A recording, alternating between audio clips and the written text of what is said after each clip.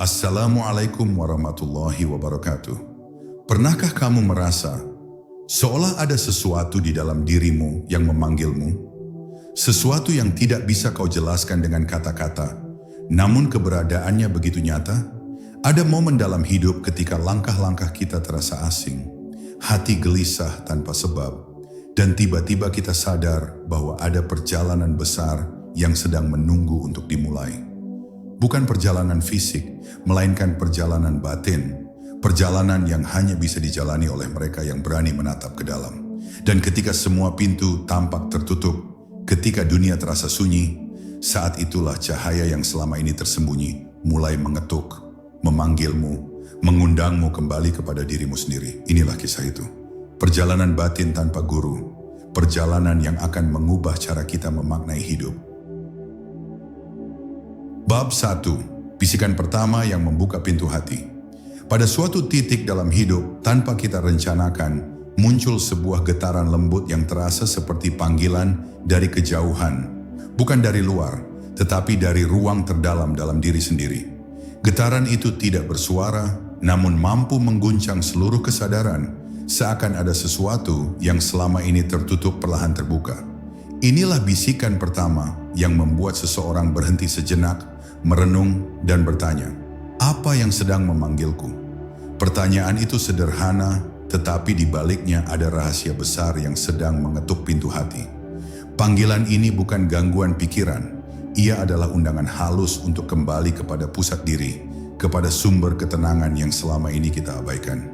Saat bisikan itu muncul, hati tiba-tiba menjadi lebih peka terhadap hal-hal yang sebelumnya tidak kita hiraukan. Ada keheningan yang datang begitu saja, keheningan yang tidak membuat takut, tetapi justru menenangkan seperti pelukan lembut yang tidak terlihat. Seakan ada kekuatan yang mendekat, menyentuh perlahan, lalu berbicara tanpa kata, kembalilah kepada dirimu.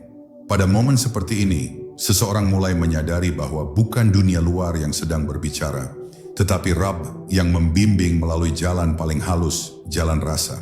Disinilah perjalanan batin sejati dimulai, bukan melalui langkah kaki, melainkan melalui getaran hati yang terbangun dari tidur panjangnya. Bisikan itu memunculkan banyak kesadaran baru. Tiba-tiba seseorang melihat hidup dari sudut yang berbeda. Sesuatu yang dulu dianggap penting terasa memudar, sementara yang sederhana justru terasa penuh makna. Ada rasa haus untuk memahami diri, bukan dengan logika, tetapi dengan kejernihan batin. Hati mulai bertanya tentang tujuan keberadaan, tentang apa yang selama ini hilang, dan tentang arah pulang yang terasa begitu dekat namun belum bisa dijelaskan. Di titik ini, seseorang mulai memahami bahwa hidayah tidak selalu datang dalam bentuk kejadian besar. Terkadang ia datang sebagai rasa lembut yang menyelinap ke dalam kesadaran. Dalam perjalanan ini, tidak ada suara manusia yang memimpin, tetapi hati merasakan seolah ada cahaya yang menuntun dalam diam. Cahaya itu tidak memaksa, tidak menakutkan, dan tidak menyilaukan. Ia hanya hadir sebagai penunjuk arah yang membuat seseorang lebih jujur pada dirinya sendiri. Hati perlahan melepaskan kebisingan yang selama ini membebani, ketakutan, kemelekatan, penilaian, dan luka-luka lama yang tidak pernah sempat diobati. Dan semakin hati melepaskan, semakin jelas cahaya itu terasa, seakan-akan telah ada di sana sejak lama, hanya saja kita terlalu sibuk untuk memperhatikannya. Bisikan pertama ini adalah gerbang awal menuju pengenalan yang lebih dalam. Siapapun yang berani menjawab panggilan ini, meski dengan langkah kecil, akan merasakan perubahan yang tidak bisa dijelaskan oleh kata-kata. Perjalanan batin tanpa guru seringkali dimulai dari momen sederhana, sebuah kesadaran singkat yang membangunkan hati dari kelalaiannya. Dan ketika hati mulai tersadar, ia akan menemukan bahwa ia tidak pernah berjalan sendirian.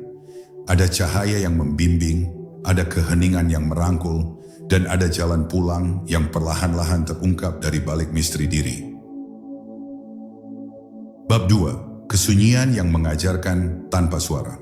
Ada masa ketika seseorang mulai merindukan kesunyian, bukan karena ingin lari dari dunia, tetapi karena ingin menemukan kembali dirinya yang paling jernih. Kesunyian yang dimaksud bukan sekadar tempat yang sepi, melainkan keadaan batin ketika suara-suara dunia melemah dan hanya hati yang berbicara. Dalam kesunyian semacam itu, seseorang mendapati bahwa ia bisa mendengar sesuatu yang selama ini tertutup oleh kegaduhan pikiran. Ada gelombang lembut yang muncul dari dalam, membimbing langkah batin tanpa pernah memerintahkan. Dan justru karena tidak ada perintah, hati menerimanya dengan sangat patuh, sangat dalam. Di dalam kesunyian, seseorang mulai menyadari bahwa hidup tidak selalu perlu dipahami dengan banyak kata. Ada pengetahuan yang turun tanpa kalimat, ada ketenangan yang hadir tanpa alasan, dan ada rasa yakin yang muncul tanpa bukti. Semua itu bukan hasil dari kajian panjang, tetapi hadiah dari hati yang memilih diam. Diam yang bukan pasrah, tetapi diam yang membuka ruang bagi cahaya untuk masuk. Pada titik ini, keheningan berubah menjadi guru yang tidak terlihat.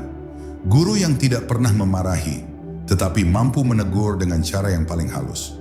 Kesunyian juga memperlihatkan sisi diri yang selama ini tersembunyi. Seseorang melihat ketakutannya, ambisinya, keinginannya, bahkan luka-lukanya. Bukan untuk dihakimi, tetapi untuk disembuhkan. Dan seperti ruangan gelap yang perlahan diterangi cahaya kecil, hati menemukan bahwa setiap kekacauan batin dapat menjadi pintu menuju pemahaman baru. Dalam proses ini, seseorang mulai mengerti bahwa pembersihan batin tidak selalu melalui air mata atau kesedihan. Terkadang pembersihan itu terjadi melalui ketenangan yang membuat hati luluh tanpa suara. Lalu muncullah kesadaran mendalam bahwa Rabb seringkali berbicara kepada hambanya melalui sunyi. Bukan sebagai suara, tetapi sebagai ketenangan yang sulit dijelaskan. Ketenangan ini adalah tanda bahwa seseorang sedang dipeluk oleh kasih sayangnya, meski tidak ada kata-kata yang terdengar. Dalam keadaan ini, hati merasa dekat, sangat dekat, seolah seluruh jarak yang selama ini terasa panjang tiba-tiba menghilang. Kesunyian menjadi tempat bernaung, tempat pulang, tempat di mana hati menemukan keberaniannya untuk membuka diri sepenuhnya. Kesunyian yang dipilih dengan tulus akan menuntun seseorang kepada pemahaman bahwa perjalanan batin tidak selalu membutuhkan guru manusia. Ada guru yang jauh lebih lembut, lebih bijak, lebih sabar, dan lebih dekat, yaitu cahaya yang ditanamkan Tuhan dalam hati setiap hamba. Dan siapapun yang berani duduk bersama kesunyian, tanpa lari, tanpa topeng, akan menemukan bahwa ia sedang dipimpin menuju pengenalan yang lebih dalam. Pengenalan kepada dirinya dan pada akhirnya pengenalan kepadanya. Bab 3. Cahaya yang datang tanpa diundang. Ada saat dalam perjalanan batin ketika seseorang menyadari bahwa cahaya tidak pernah memilih tempat yang sempurna untuk turun. Ia hadir justru pada hati yang rapuh, pada jiwa yang sedang mencari pegangan, pada mereka yang merasa tidak pantas sekalipun.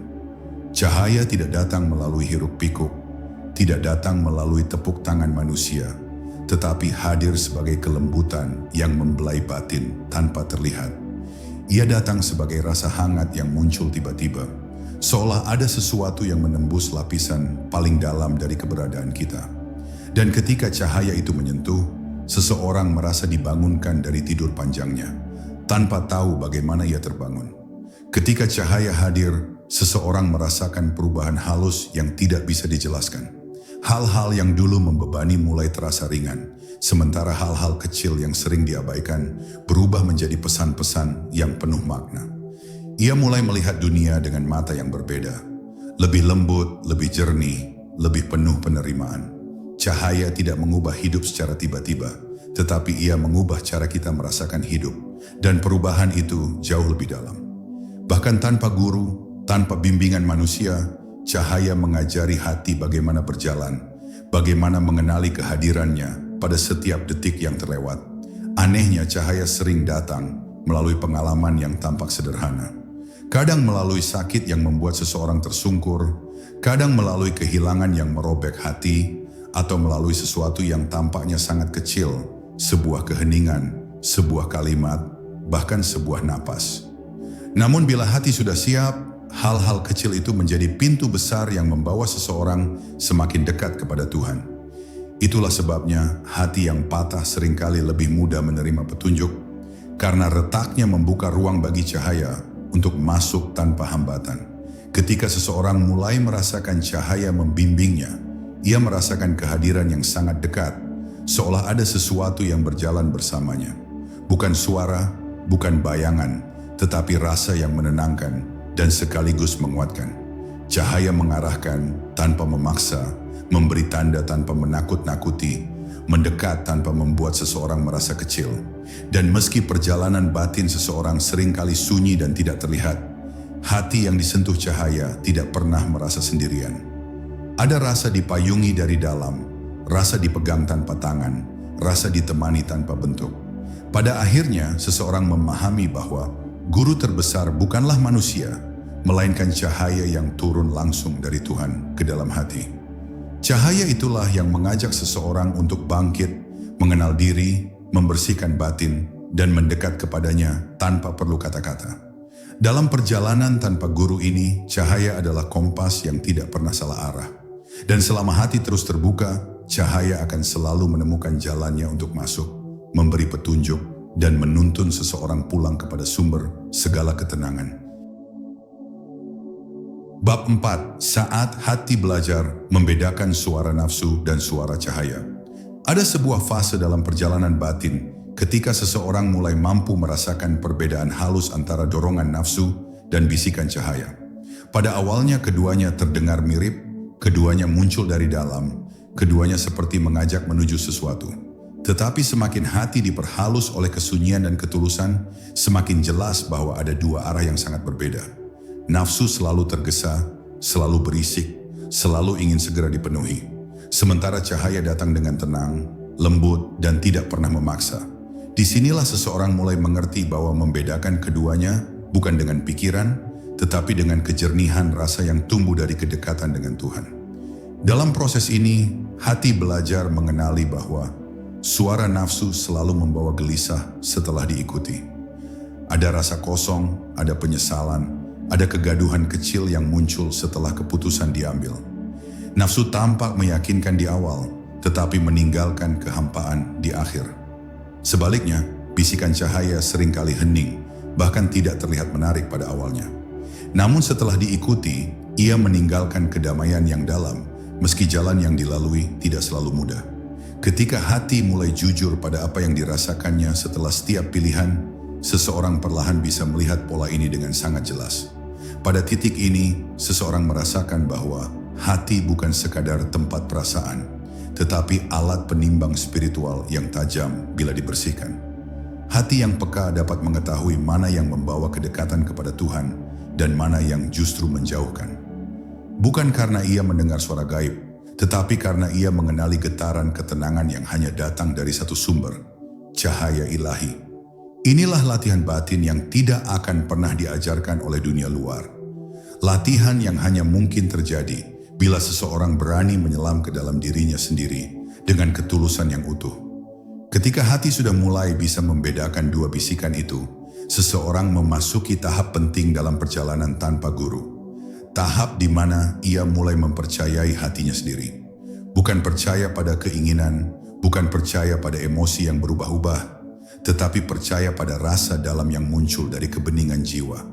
Rasa yang tidak terburu-buru, rasa yang tenang namun kuat, rasa yang makrifat yang membawa seseorang pada keputusan yang benar meski dunia menganggapnya aneh. Keberanian semacam ini hanya muncul ketika seseorang yakin bahwa cahayalah yang sedang memimpin langkahnya.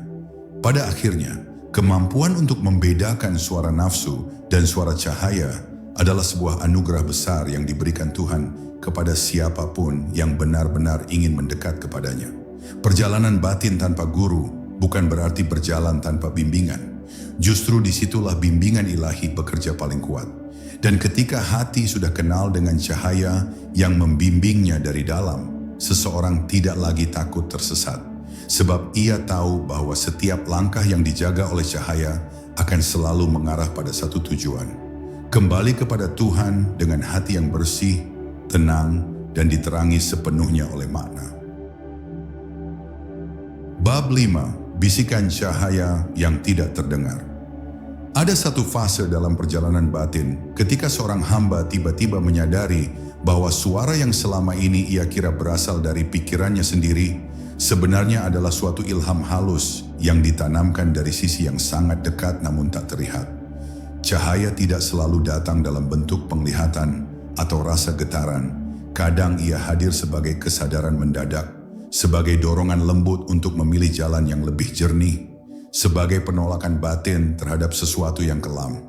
Inilah momen yang membuat seorang penempuh menyadari bahwa hidayah bukan sekadar konsep, tapi realitas yang bisa dirasakan oleh hati yang bersih.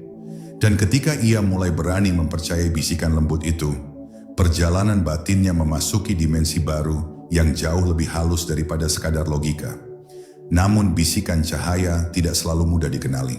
Ada waktu ketika ia sangat lembut, nyaris seperti hembusan angin yang hanya menyentuh permukaan jiwa, membuat seseorang merasa ada sesuatu yang memanggil, tetapi belum mampu didefinisikan. Di fase ini, hati dituntut untuk hening, untuk melonggarkan genggaman ego yang ingin selalu mengontrol. Karena cahaya hanya dapat menyentuh hati yang rela tunduk, bukan hati yang keras oleh ambisi dan ketakutan. Ketika seorang hamba belajar untuk diam dengan benar, diam yang bukan malas tetapi pasrah dan sadar, maka gelombang halus itu mulai lebih jelas terasa. Ia bukan suara, bukan kata, tetapi sebuah tahu yang jatuh ke dalam batin tanpa perantara. Kadang bisikan itu juga hadir melalui kejadian kecil yang tampaknya kebetulan, padahal sebenarnya adalah arah rahasia yang dibentangkan untuk mengarahkan langkah seorang hamba. Ada orang yang datang tiba-tiba membawa pesan yang ia butuhkan. Ada kalimat yang terbaca seolah sengaja ditulis untuknya. Atau ada peristiwa yang memaksanya berhenti, merenung, dan kembali kepada jati dirinya. Semua ini adalah bagian dari cara cahaya berbicara. Dan siapa yang peka akan mengerti bahwa semesta sedang mengatur ulang jalannya agar selaras dengan ketentuan yang paling benar bagi jiwanya. Tetapi penting untuk diingat bahwa bisikan cahaya tidak pernah memaksa. Ia mengajak, bukan menekan. Ia membuka pintu, bukan menyeret. Cahaya adalah guru yang paling lembut. Ia tidak membuat hati gelisah. Yang membuat gelisah adalah ego yang tidak rela tunduk. Karena itu, seorang penempuh harus membedakan mana bisikan yang mengangkat jiwanya dan mana dorongan yang hanya memuaskan keinginan diri. Bisikan cahaya selalu membawa ketenangan, walau terkadang berat untuk dijalani. Sedangkan bisikan ego membawa kegelisahan, walau tampak lebih mudah atau lebih menyenangkan. Pembedaan inilah yang menjadi ujian paling awal bagi perjalanan batin tanpa guru luar. Dan ketika seorang hamba berhasil mengenali bisikan itu, hanya mengenali saja, belum mengikuti sepenuhnya, ia sudah memasuki fase yang lebih dalam. Kesadarannya mulai menjadi alat peka yang mampu menangkap arahan ilahi tanpa harus menunggu tanda-tanda besar. Ia mulai menyadari bahwa Tuhannya tidak pernah jauh, bahwa bimbingan selalu ada, asalkan ia tidak menutup pintu hatinya. Di fase ini, perjalanan tanpa guru luar bukan berarti tanpa tuntunan, justru ia penuh dengan pendampingan yang tak terputus. Bab 6, ketika jiwa mulai diajari tanpa kata. Ada satu titik dalam perjalanan batin ketika seorang hamba menyadari bahwa pelajaran paling dalam justru datang tanpa huruf, tanpa suara, tanpa dialog apapun. Ia datang sebagai pengalaman batin yang tak dapat dijelaskan, namun begitu jelas terasa. Seakan-akan ada sesuatu yang tak terlihat sedang membimbing dari balik tirai, mengatur arah rasa, menuntun cara memandang, dan mengajari cara memahami sesuatu yang sebelumnya tampak mustahil dipahami. Inilah pendidikan ruhani yang tidak membutuhkan lisan. Ia bekerja dalam diam, menanamkan hikmah bukan melalui logika, tetapi melalui cahaya yang langsung menyentuh kesadaran terdalam seseorang. Pada fase ini banyak penempuh jalan batin merasakan perubahan halus dalam cara mereka memandang hidup. Hal-hal yang dulu mengejutkan kini terasa biasa. Hal-hal yang dulu menakutkan kini tampak tak lagi memiliki kuasa. Bukan karena mereka menjadi lebih kuat, tetapi karena ada cahaya yang mengajarkan bahwa setiap kejadian adalah bagian dari tarbiyah ilahi. Dan tarbiyah itu selalu tepat, selalu harmonis, selalu selaras dengan kapasitas jiwa seseorang. Pada titik tertentu, seorang hamba mulai melihat bahwa apapun yang terjadi, yang manis atau pahit, adalah pelajaran yang disampaikan langsung kepada hatinya. Kadang, pendidikan tanpa kata ini hadir dalam bentuk kehilangan. Saat sesuatu yang sangat dicintai harus dilepaskan, jiwa tiba-tiba belajar makna ketergantungan yang sejati. Ia sadar bahwa selama ini ada ruang dalam hatinya yang terisi oleh sesuatu selain Allah, sehingga harus dikosongkan agar cahaya dapat masuk lebih dalam. Kehilangan menjadi guru yang tegas namun penuh kasih. Dengan cara yang sulit dijelaskan, jiwa menjadi lebih matang, lebih tenang, lebih siap untuk berjalan tanpa sandaran duniawi. Justru melalui episode yang menyakitkan, seseorang mulai memahami bahwa yang benar-benar dimilikinya hanyalah Dia. Di sisi lain, pendidikan ilahi juga hadir dalam bentuk kejernihan tiba-tiba. Seorang hamba mungkin sedang dalam kebingungan, penuh pertanyaan, dan tidak menemukan jawaban. Namun suatu malam, tanpa sebab yang jelas, hatinya menjadi terang. Ia tahu sesuatu yang sebelumnya tidak ia pahami.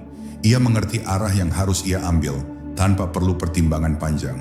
Kesadaran itu turun seperti butiran hujan yang jatuh tepat ke pusat hatinya, membawa pencerahan yang membuatnya tersenyum tanpa alasan.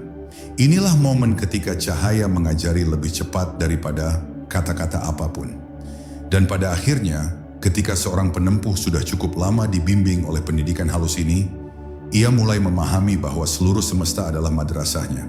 Kejadian adalah pelajaran, waktu adalah gurunya, dan hati adalah tempat menerima wahyu-wahyu kecil berupa pemahaman langsung. Ia tidak lagi menunggu pengajaran dalam bentuk formal, karena setiap napas mengandung makna, setiap pertemuan membawa pesan, dan setiap kesunyian menyimpan hikmah. Pada tahap ini, perjalanan batin tanpa guru luar justru membuat seseorang merasa ditemani lebih dekat, diawasi lebih lembut, dan diajari lebih teliti oleh cahaya yang tidak pernah berhenti mengalir ke dalam jiwanya. Bab 7. Saat hati menjadi cermin bagi keheningan. Ada suatu ketika dalam perjalanan batin, ketika seorang hamba mulai merasakan bahwa hatinya tidak lagi sekadar ruang bergejolak yang dipenuhi keinginan dan kekhawatiran. Ia mulai berubah menjadi cermin. Cermin yang perlahan memantulkan keheningan yang lebih besar dari dirinya sendiri. Di tahap ini, seseorang merasakan bahwa diam bukan lagi sekadar tidak berbicara, tetapi sebuah keadaan batin yang luas, jernih, dan tak terganggu oleh hiruk-pikuk pikiran. Keheningan itu terasa seperti panggilan halus yang terus mengundang jiwa untuk tenggelam lebih dalam, untuk mengenal dirinya tanpa topeng, dan untuk mengintip sisi tersembunyi dari rahasia ilahi yang sedang menuntunnya. Dalam keheningan itulah hati mulai menampilkan apa yang sebenarnya ia simpan.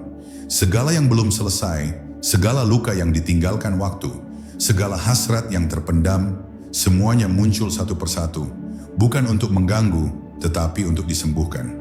Hati yang telah berani menjadi cermin adalah hati yang berani melihat dirinya sendiri apa adanya. Dan ketika seorang penempuh tidak lagi lari dari bayangan dalam dirinya, maka ia menemukan bahwa di balik setiap kegelisahan ada ruang yang menunggu untuk dimurnikan. Di balik setiap luka ada hikmah yang ingin diambil. Di balik setiap rasa takut ada cahaya yang menunggu untuk dikenal. Ada pula saat ketika keheningan di hati justru menampakkan ketenangan yang tidak bisa dijelaskan. Hari-hari yang biasanya berat terasa lebih ringan, pertimbangan yang biasanya rumit menjadi sederhana, dan urusan yang dulu penuh beban kini mengalir tanpa perlawanan. Ini bukan karena dunia berubah, tetapi karena hati telah belajar memantulkan cahayanya dengan lebih jernih. Ketika cermin batin bersih dari debu ego, segala sesuatu tampak lebih apa adanya. Tidak lebih buruk, tidak lebih baik, hanya tepat sebagaimana mestinya. Ketenangan seperti ini seringkali datang tiba-tiba, tanpa diduga, seolah ada tangan lembut yang menyentuh bagian terdalam jiwa dan berkata, "Tenanglah, aku dekat." Namun perjalanan untuk menjaga hati tetap jernih bukanlah hal mudah. Ada hari ketika cermin itu kembali berdebu, tertutup oleh pikiran yang berlebihan, keinginan yang memaksa, atau emosi yang meletup. Tetapi justru dalam naik turun itu, seorang hamba belajar bahwa keheningan batin bukan sesuatu yang permanen, melainkan sesuatu yang harus dijaga, dirawat, dan disucikan berulang kali. Setiap kali hati kehilangan kejernihan, ia diajak untuk kembali, untuk menata ulang napas, untuk merendahkan diri, dan untuk mengingat bahwa tugasnya bukan menjadi sempurna, tetapi menjadi sadar. Kesadaran itulah yang menjadikan cermin hati memantulkan cahaya dengan konsisten. Dan ketika hati telah terbiasa menjadi cermin, ia mulai menangkap sesuatu yang jauh lebih halus. Gerak lembut dari kehendak ilahi yang membimbing langkahnya setiap hari. Bab 8. Langkah-langkah tak terlihat yang menuntun jalan. Ada fase dalam perjalanan batin ketika seseorang mulai menyadari bahwa langkah-langkahnya seolah sudah diatur, bahkan sebelum ia memikirkannya. Ia merasa dibimbing bukan melalui suara, bukan melalui petunjuk tertulis, tetapi melalui alur hidup yang mengalir dengan pola yang sulit dijelaskan. Setiap keputusan penting seperti terdorong oleh kekuatan lembut yang muncul dari dalam dirinya, membuatnya memilih arah yang tidak pernah ia bayangkan sebelumnya. Pada titik ini, seorang hamba memahami bahwa bimbingan ilahi tidak selalu hadir sebagai jawaban yang eksplisit. Kadang ia hadir sebagai kemantapan hati, sebagai rasa inilah jalannya, meski logika tidak bisa menjelaskan alasannya. Dalam keheningan langkah yang tak terlihat itu, seseorang mulai memahami bahwa hidupnya bukan serangkaian kebetulan. Pertemuan yang tampak acak tiba-tiba memiliki makna. Kegagalan yang pernah menyakitkan ternyata adalah penunjuk agar ia keluar dari jalan yang salah. Dan keberhasilan yang tidak ia rencanakan muncul sebagai tanda bahwa dirinya sedang digiring ke arah yang benar. Hal-hal kecil yang sering terabaikan mulai terasa seperti pesan simbolik. Senyum seseorang, waktu yang tiba-tiba tepat, atau hambatan yang muncul tepat ketika diperlukan. Semua ini membuat seorang penempuh merasakan bahwa ia tidak sedang berjalan sendiri. Ada tangan halus yang mengarahkan dari balik layar kehidupan. Ada pula momen ketika jalan yang dilalui terasa sangat sempit dan sulit. Seakan-akan semuanya bergerak melawan keinginannya. Di saat seperti ini, seorang hamba biasanya bertanya, "Mengapa harus begini?" Namun di kemudian hari ia baru menyadari bahwa kesempitan itu adalah bentuk penjagaan. Tanpa diuji, hatinya mungkin akan memilih jalan yang salah. Tanpa disempitkan, ia mungkin akan puas dengan keadaan yang merugikan dirinya. Kesulitan itu ternyata bukan hukuman, melainkan isyarat untuk berhenti, menata ulang, dan mencari arah yang lebih tinggi. Inilah salah satu bentuk bimbingan yang paling misterius, bimbingan dalam bentuk penghalang. Ketika seorang penempuh sudah cukup lama memperhatikan pola-pola ini, ia mulai belajar membiarkan dirinya dipandu. Ia tidak lagi menuntut kepastian yang kasar, tetapi menyerahkan hatinya untuk merasakan arah yang halus. Ia tidak lagi memaksa agar sesuatu terjadi sesuai rencananya, tetapi mulai percaya bahwa ada rencana yang lebih besar dan lebih sempurna daripada yang ia pahami. Di titik ini, seseorang akan merasakan ketenangan yang tumbuh pelan-pelan. Ketenangan karena ia tidak lagi bertarung dengan hidup, melainkan berjalan bersama alurnya. Cahaya tidak lagi dirasakan hanya ketika berzikir atau bermeditasi, tetapi menyertai setiap langkah harian yang tampak sangat biasa. Akhirnya, langkah-langkah tak terlihat itu menjadikan seorang hamba memahami bahwa perjalanan batin tanpa guru luar bukan berarti berjalan tanpa bimbingan. Justru ia sedang belajar membaca petunjuk yang ditulis langsung oleh tangan yang maha mengatur. Ia belajar mengenali iya dan tidak dari cara hidup merespons langkahnya. Ia belajar melihat bahwa dunia luar hanyalah pantulan dari proses batin yang sedang terjadi. Dan ketika ia menyerahkan langkahnya kepada cahaya, perjalanan hidupnya berubah menjadi tarian yang lembut, di mana setiap gerak mengikuti ritme yang tidak terdengar, namun sangat nyata. Pada tahap ini, seorang hamba mulai benar-benar berjalan, bukan dengan kaki, tetapi dengan kesadarannya yang dipandu oleh Yang Maha Membimbing. Bab 9, penyerahan diri yang membuka pintu-pintu rahasia. Ada satu tahap dalam perjalanan batin ketika seorang hamba akhirnya memahami bahwa tidak ada lagi yang dapat ia andalkan selain penyerahan yang total. Bukan penyerahan pasif, bukan menyerah karena lelah, tetapi penyerahan yang lahir dari kesadaran mendalam bahwa segala daya dan upaya hanyalah tirai tipis di hadapan kehendak yang maha sempurna. Pada titik ini, seseorang mulai merasakan bahwa apapun yang ia genggam terlalu erat justru menjauhkan dirinya dari kelapangan. Maka perlahan, ia belajar melepaskan, melepaskan kontrol, melepaskan obsesinya, melepaskan gambaran yang ia paksakan atas hidup. Dalam pelepasan itu, ia merasakan ketenangan yang tidak pernah ia temukan ketika mencoba mengatur segalanya sendiri. Namun penyerahan diri bukanlah proses yang terjadi sekaligus. Ia lebih mirip seperti mengajari hati untuk mempercayai cahaya, langkah demi langkah. Ada hari ketika hati yakin, tapi esoknya kembali ragu. Ada momen ketika batin lapang bagaikan langit, namun tiba-tiba sempit kembali karena kekhawatiran dunia. Perubahan ini normal, karena jiwa sedang belajar melepaskan pola lamanya. Seorang penempuh perlu memahami bahwa penyerahan bukan hilangnya usaha, tetapi berubahnya pusat kendali. Bukan lagi berasal dari ego, melainkan dari kesadaran yang selaras dengan kehendak ilahi. Ketika kesadaran ini tumbuh, ego perlahan menurun dan hati mulai merasakan cahaya mengalir lebih bebas ke dalam dirinya. Dalam perjalanan ini, seseorang akan mulai mengenali tanda-tanda halus bahwa penyerahannya diterima. Pertama, ia merasakan beban dalam kepalanya berkurang tanpa sebab yang jelas. Masalah yang dulu tampak besar kini terasa kecil. Bukan karena masalahnya berubah, tetapi karena hatinya diperluas. Kedua, ia merasakan pencerahan tiba-tiba, seolah ada jawaban yang turun perlahan tanpa harus memaksa diri mencari. Ketiga, ia mulai melihat bahwa setiap kejadian, bahkan yang tampak buruk, memiliki posisi yang tepat dalam alur hidupnya. Kesadaran seperti ini membangun rasa percaya yang semakin kuat, membuat penempuh merasa dilindungi meski sedang melalui badai paling berat. Penyerahan diri juga menyingkap pintu-pintu rahasia yang tidak dapat dijangkau oleh mereka yang masih terikat pada pemaksaan-pemaksaan ego. Ketika hati sudah tidak lagi keras, ia menjadi lembut seperti tanah yang siap menerima benih. Cahaya pun turun lebih dalam, membawa pemahaman yang tidak diperoleh dari belajar, tetapi dari mengalami. Ada momen ketika seorang hamba tiba-tiba menyadari sesuatu yang begitu dalam, tanpa pernah memikirkannya. Ada saat ketika ia merasakan kedekatan dengan Tuhannya tanpa sebab zahir.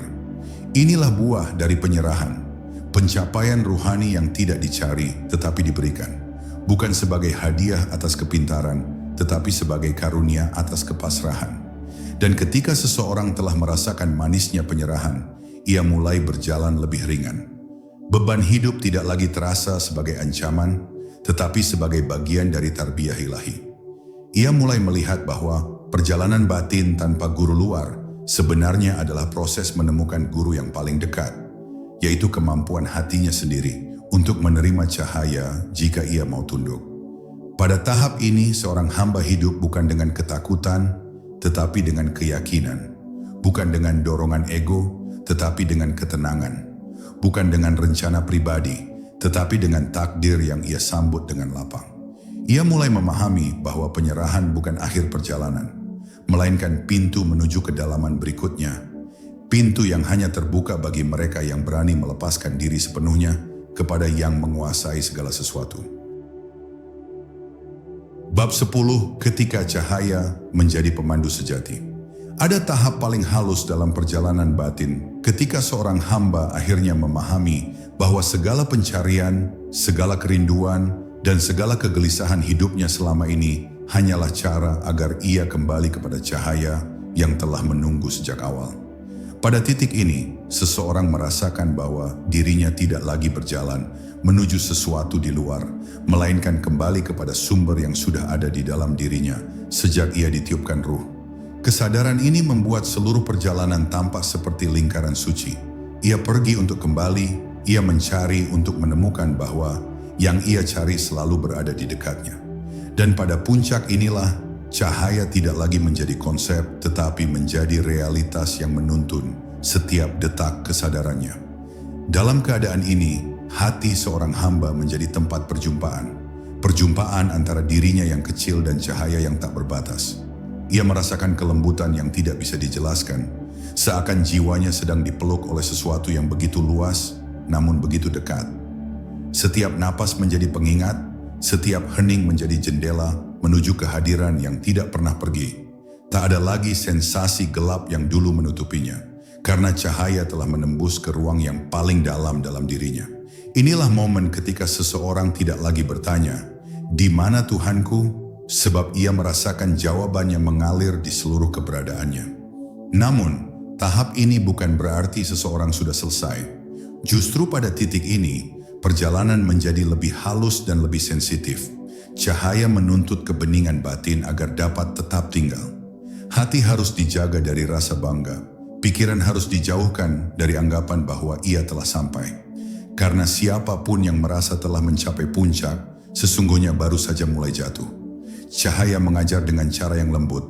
Ia hadir ketika seseorang rendah hati. Ia menjauh ketika seseorang merasa memiliki.